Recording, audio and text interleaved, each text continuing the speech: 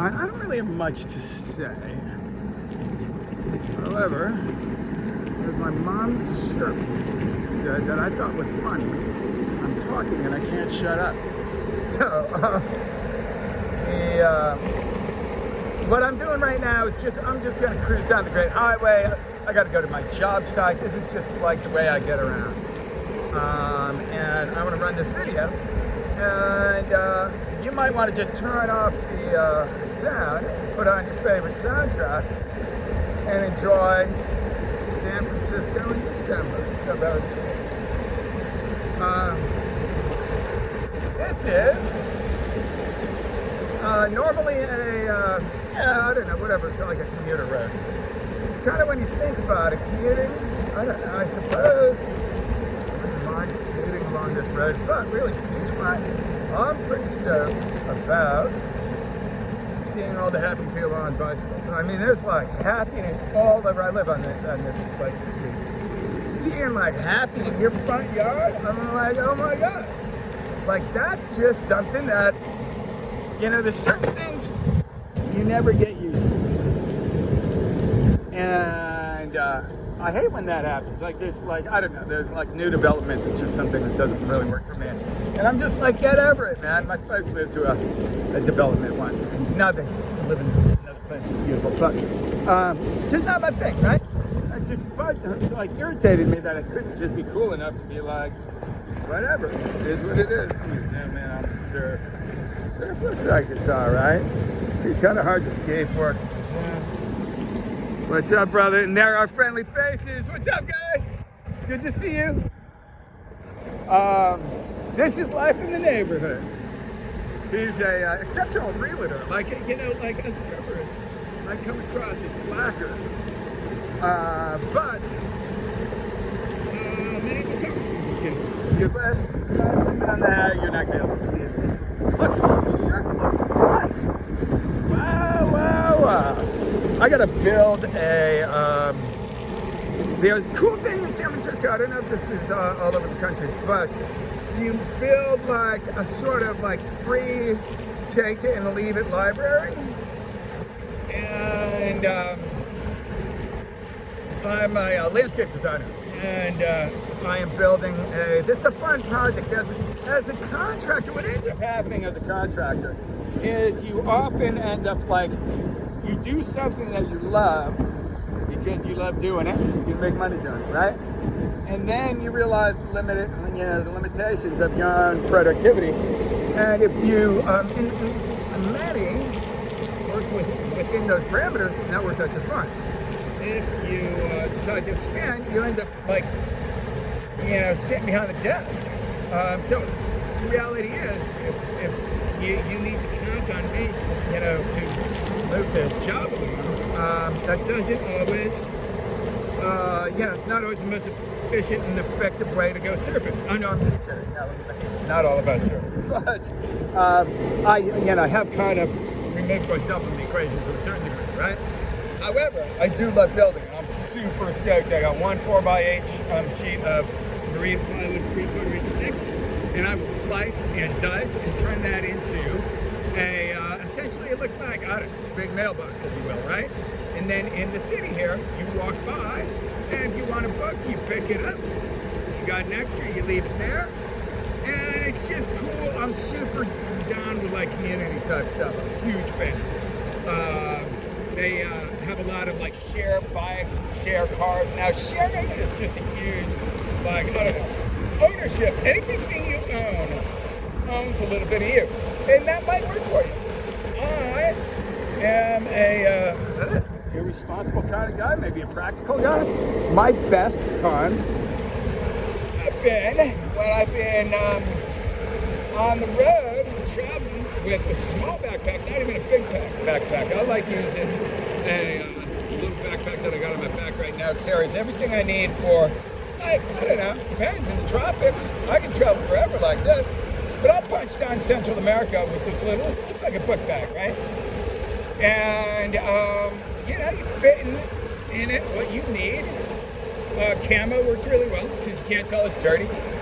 And like, I think traveling and like I enjoy the mountains, climbing mountains.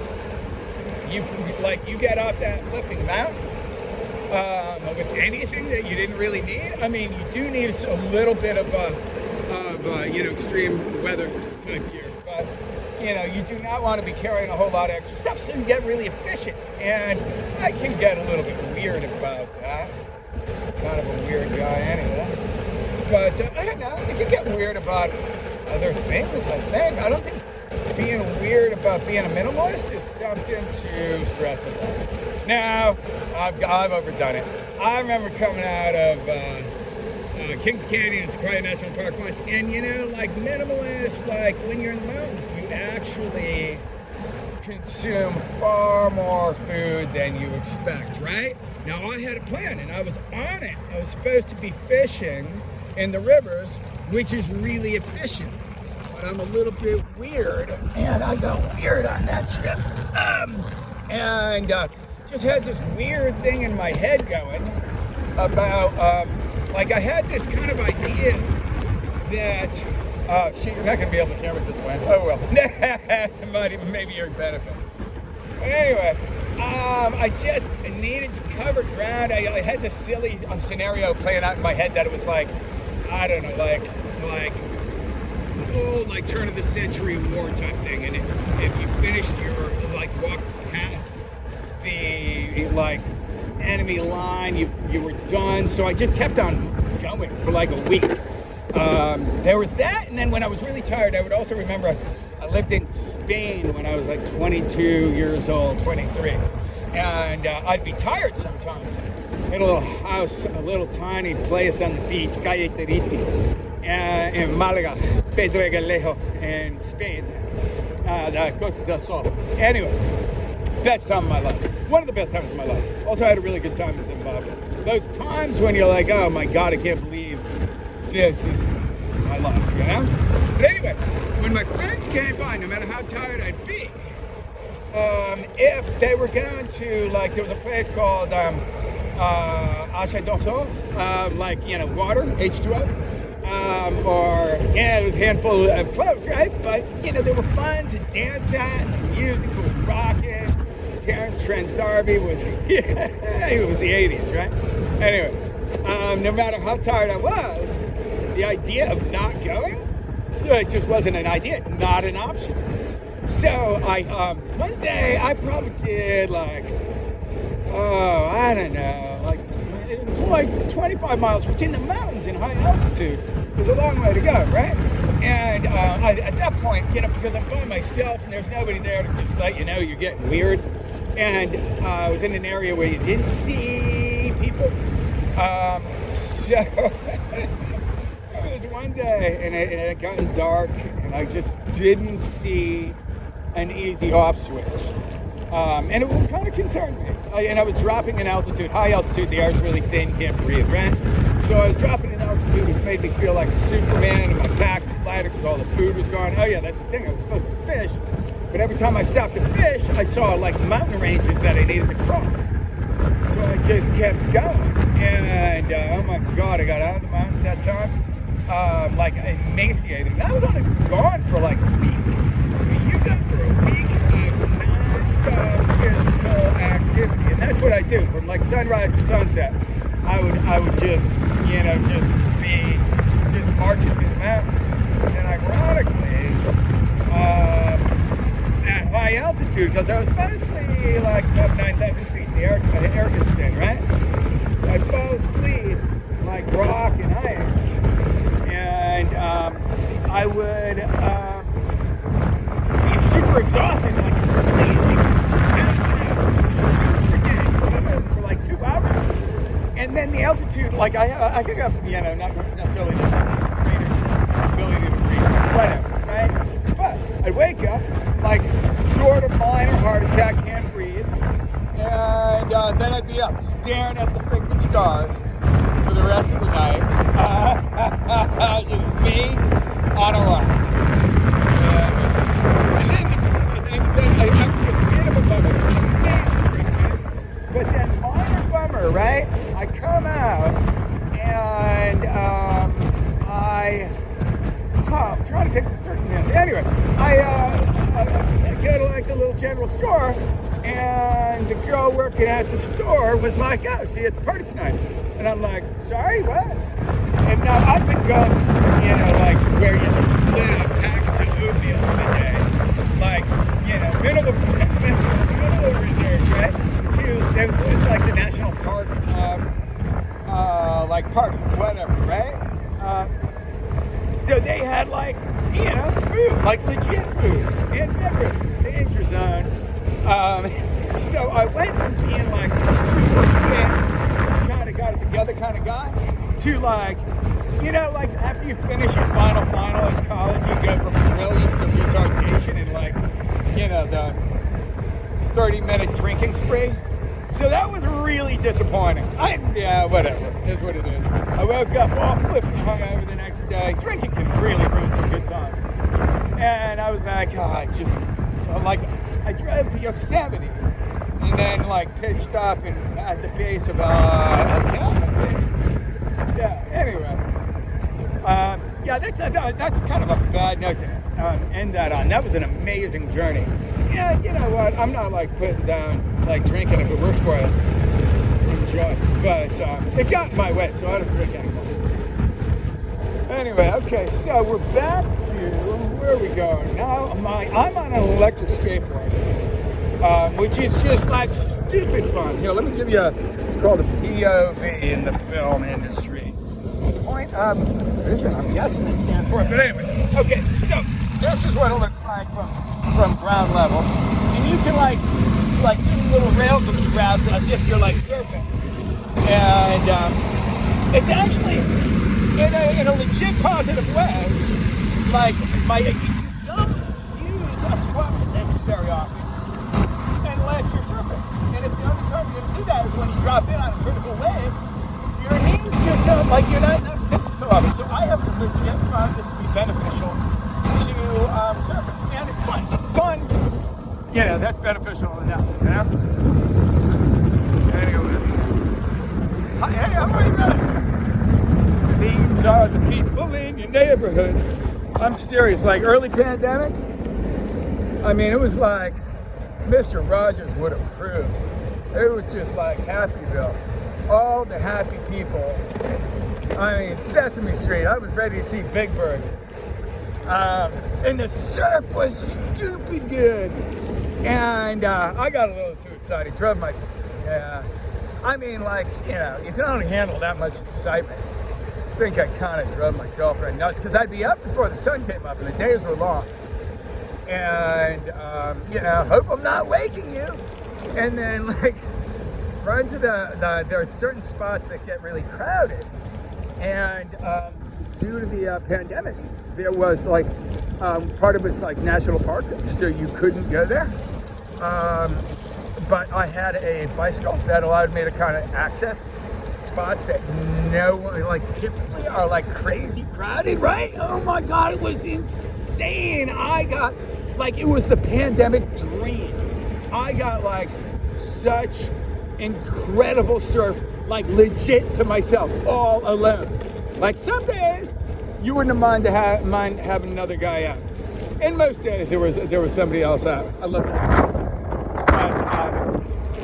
But it was wow, it was insane. I actually have recently. Here's one of the dangers. I got to warn you when it comes to the electric skateboard. The biggest danger the electric skateboard is this, and it's a legit concern. So pay attention. If you are a surfer or a snowboarder, I mean, I am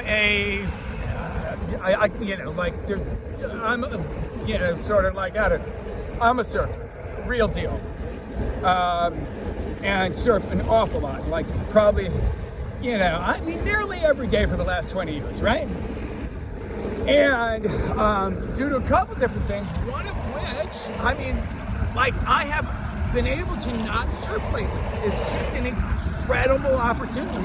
It's a kind of a weird dream come true, because surfing all the time is great to an extent. But when you kind of have to surf, there are things when you have to surf, when you have to do these things, there's something limiting about that. Let's just call it what it is. And snowboarding, crazy enough, right? you know, like climb like legit mountains with my snowboard. It's pretty flipping fun. Mount Shasta, for example, highly recommended. It's about 14,000 feet, right? And you drop down this thing, let me think, what's it called? I don't know, you drop into this bowl down the there's a bunch of red rocks, whatever. You drop off into this freaking 3,000 foot bowl, super sick, right? But anyway, my point is, problem is, if you're cruising on a electric skateboard, it's like legit satisfaction. Like I'm having like so much fun that I don't have the neurotic need to be like surfing all the time. And that's cool, I guess. I mean, it's definitely something to get used to. I mean, really, when you have to do something, you don't want to have to surf. You know, you don't want to have to do anything. Like as an option, it's great, but you can't get weird. I've gotten weird. Anyway, that completes our tour. Let me think. We're coming up to, legit, props to Java Beach, right? 25 years ago, this neighborhood was pretty flipping dead, right? So these guys opened up that cafe. I remember thinking, who is gonna come out here to drink coffee, right? And thanks to them, this neighborhood has like legit come alive. Down that street, there's all kinds of cute restaurants. On that note, please do what you can, and there's only so much you can do. But you know, the people that have poured their heart and soul into, you know, cafes and restaurants are, you know, suffering significantly as a result of the pandemic. So, you know, in whatever way you can, do try and support them. That's my motorcycle. I guess that means I've passed my house again. All right, let me think here. I think I should probably wrap this up. Neighbor, very nice woman. She has horses. Living in the city and owning horses, I'm pretty sure she does. Yeah. Like, I don't know, that's winning as far as I'm concerned, right? My kids and I used to ride horses. You ride down the bluffs. If you're in San Francisco, you go to Fort Funston. And you can ride down the like steep, I don't know, you probably drop 100 feet, maybe, yeah, whatever. You drop down onto the beach, and I used to be able to get these really fast horses, and you can flipping run at the edge of the water. Now they're, you know, unfortunately, it's not their fault. Liability is an issue in this country, so, you know, it can be beneficial, but it's expensive, and it can be honestly very limited, to be honest. Yeah, it definitely can. Like these dudes would be like, yeah, cool, run all you want, but if you fall off, you know, then I got to deal with it. Whereas in like places like other countries, you know, you don't have to worry about that quite so much. I remember staying with these people. I met these people on a beach called Playa Santa Teresa, Valpais in Costa Rica. In English, called Costa Rica. Anyway, the Flores family. If any of you guys hang out down there, please tell Rigoberto and Flora that Terry, the long-haired hippie from, I don't know, early 90s, said hi and thank you. And let them know I have photos of their kids, Coco, who I understand is like a young shredder now. Tell Coco, yeah, I think you'd remember that he and his sister used to carry my surfboard. They'd one on each end out to the beach. And these guys were so cool. I got to this place. There was nobody like really there yet. You know what I mean? Like there was a handful of surfers camped out on the beach. Got a board from one of those guys because it was too small for him. Those are people, you know, you can like rent boards and what have you. And then knocked on these guys' door, and I was like, yo, kind of forgot my hammock. You know, maybe you want to rent me some couch space? They were like, oh, yeah, for sure. Come on, hang out. It was insane, right? So I was like, and you don't know, it depends on where you are sometimes. It cannot be quite as inviting as you like to think it is.